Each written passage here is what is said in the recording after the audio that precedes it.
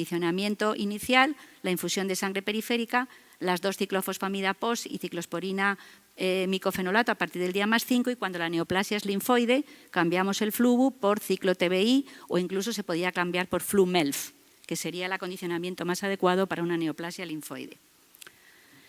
Respecto a poder trasplantar a los pacientes, como ya os he dicho antes, con leucemia refractaria, esto es un paper que apareció en el JCO en el año 2010, donde se analiza en el IBMTR los pacientes con leucemia activa y ved cómo los pacientes que tienen un score de 0 según este score de riesgo tienen una posibilidad de curarse muy elevada, mientras que los pacientes que tienen un score alto tienen una posibilidad de curarse muy baja.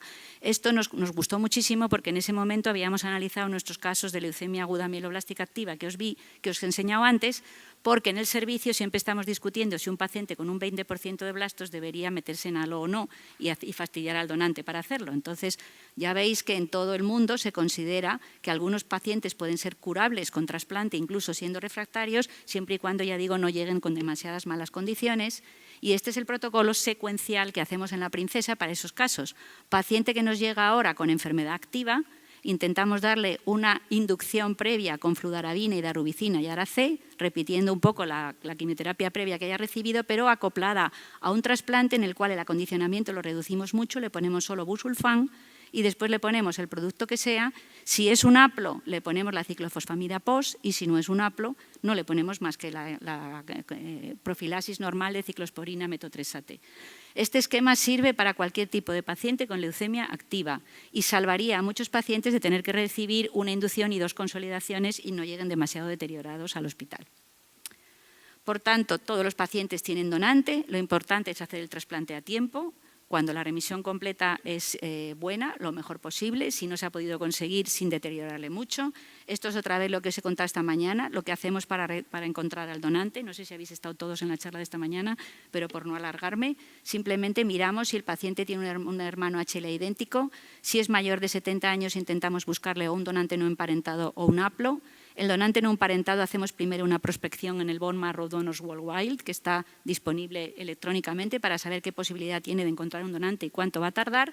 Y si no, tipamos al resto de la familia y buscamos un haplo que debe ser lo más joven posible, como ya os he dicho esta mañana. Bien, paso ahora a mielodisplasia. La mielodisplasia es otra cosa, o sea, la mielodisplasia es una preleucemia. Y ya sabemos actualmente que a medida que nos vayamos haciendo mayores, y si llegáramos a vivir 110 años todos tendríamos mielodisplasia, es una enfermedad de lenta evolución, que puede evolucionar en 20 años, en 10 o en los que sean. Por tanto, es muy importante, puesto que estos pacientes durante un tiempo van a estar bien, definir los factores de riesgo de la enfermedad. Se han desarrollado muchísimos índices. El más conocido es el IPSS modificado, el Revised IPSS, pero hay otras cosas que pueden influir, como es la presencia de fibrosis medular, que puede acortar la vida del paciente y producir más citopenias, la hemosiderosis si se transfunde mucho, la inmunocitometría, porque hay algunos datos de inmunocitometría, cuantos más CD34 tengan la médula peor, algunas alteraciones moleculares estamos viendo que son de peor pronóstico que el resto, y sobre todo es pacientes que actualmente estamos utilizando de forma bastante liberal hipometiliantes como la azacitidina, que fallan a ese tratamiento y que sabemos que esos pacientes tienen peor evolución posterior.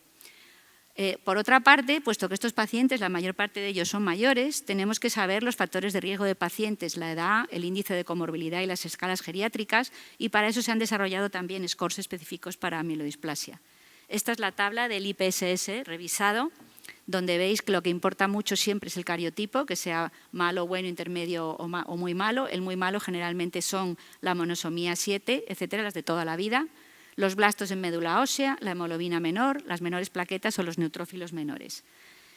Esta sería la escala de riesgo validada el IPSS revisado, validado en varias series posteriores, como perfectamente discrimina los pacientes que van a vivir mucho tiempo y van a estar bien de los que van a ir peor y por tanto serían potencialmente candidatos a una terapia más radical.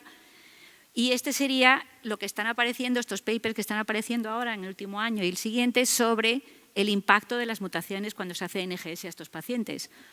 Aquí tenéis toda una lista de mutaciones con que si son adversas o no son adversas y una división de riesgo por estratificada. Por ejemplo, estos pacientes son pacientes todos de alto riesgo, pero estos que no tienen el ASLX1 mutado, ni la P53, ni el SETPB mutado, que serían los negritos de aquí, los que no lo tienen, tienen bastante mejor pronóstico que los que sí lo tienen, siendo todos ellos pacientes de alto riesgo, generalmente superior a 4,5 o 5 en el IPSS-R.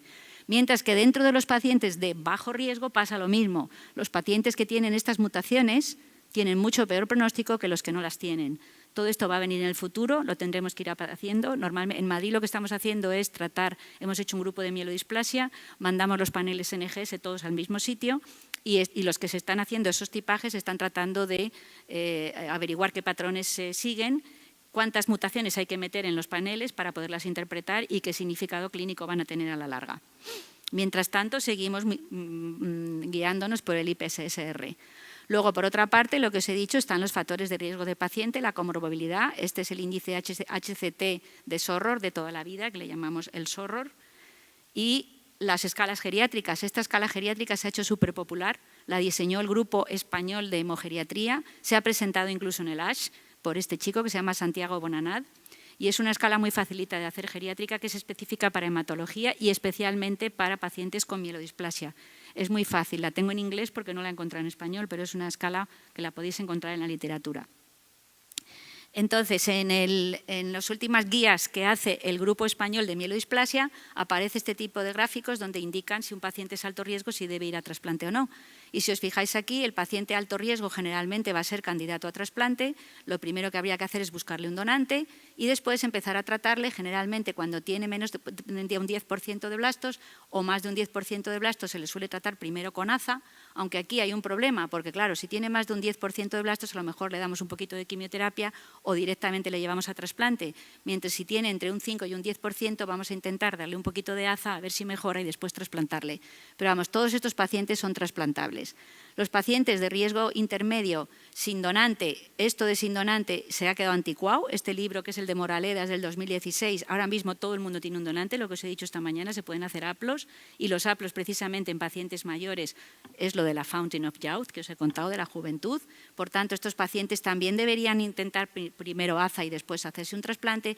Y en cambio, los pacientes de bajo riesgo no está claro que deban darse AZA antes, porque a lo mejor es un dispendio, una pérdida de tiempo o incluso les empeora. O van directamente a trasplante si tienen algunas otras de las cosas que hemos comentado antes, o no se trasplanta y se espera. Ya sé que estoy siendo un poco confusa, pero es que en este campo no hay más cosas que esto. Le damos un poquito de AZA antes, vamos viéndole y después si el paciente va bien o mal le trasplantamos. Pero tenemos que tener al donante preparado. O sea, lo más importante de esto es que al paciente le tenemos que tener el donante preparadito y avisado y la búsqueda hecha. Y después vamos viendo cómo va para ver en qué momento le trasplantamos. Ese es el mensaje. Hace poco ha salido también en el BLAD esta guía que es para pacientes con mielodisplasia y leucemia mielomonocítica crónica, que esta mañana alguien me preguntaba de leucemia mielomonocítica crónica. La leucemia mielomonocítica